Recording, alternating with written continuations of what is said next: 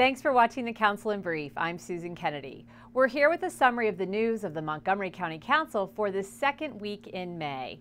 We start with the Council's work to balance the fiscal year 2012 operating budget and the bargaining agreements with county employees.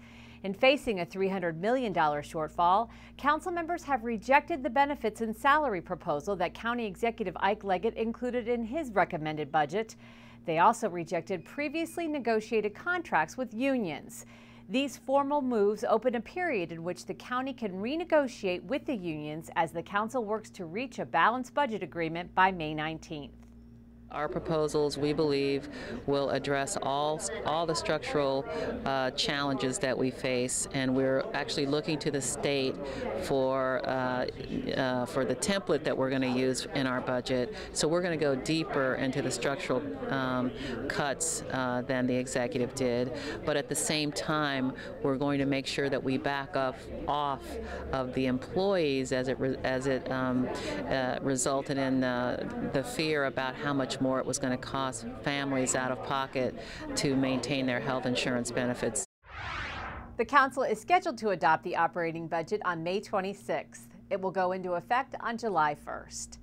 Members of the Planning, Housing, and Economic Development Committee are recommending changes to the proposed budget for park and planning.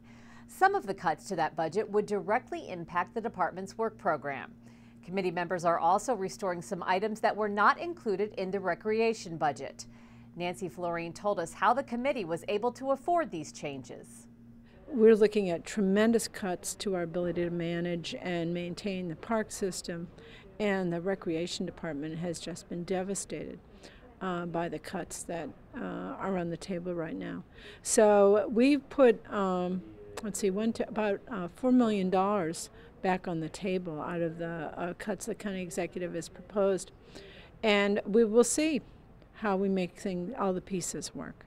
That's the great part about the budget experience here in Montgomery County. It's like a Rubik's Cube. You put something in, something goes out on the other side. There are still a lot of moving parts in the negotiations for a new 2nd District police station in Bethesda. As part of the agreement, the county would turn over the current site at Wisconsin Avenue and Montgomery Lane to developers. In return, the developer would build the new station at Cordell Avenue between Woodmont and Wisconsin Avenues. The deal allows the developer, JBG, to build 400 multifamily housing units next to the new police station. Councilmember Phil Andrews sorted out the details for us. Well, the developer gets the land that the station is currently on that it can use, the developer can use for whatever project they might conceive of. It's a valuable piece of land, and so certainly that's attractive to the developer. And so it does seem like a good deal for both parties. And if we did not have a public-private partnership on this, then the county would wait significantly longer for a new 2nd District station, and we would pay more money for it.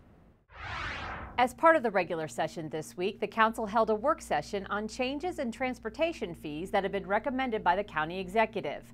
Included in the proposal, garage and lot fee increases in the Bethesda and Silver Spring parking districts, and the proposal to charge for parking in Bethesda in garages and lots on Saturdays.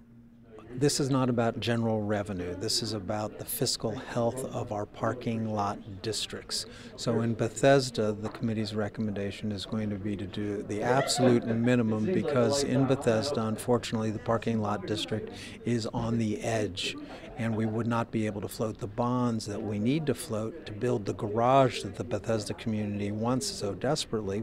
That is a very expensive garage. And so we need a certain amount of dollars in our parking lot district, and that's all we're going to try and do. In the end, the council tentatively voted to increase long-term parking in lots and garages in Bethesda by 10 cents, but will not charge for any Saturday parking. In Silver Spring, those increases in lots and garages will not take effect until January. Well, that does it for this edition of the Council in Brief. Tune in again next week for all the council's news. I'm Susan Kennedy. Thanks for watching.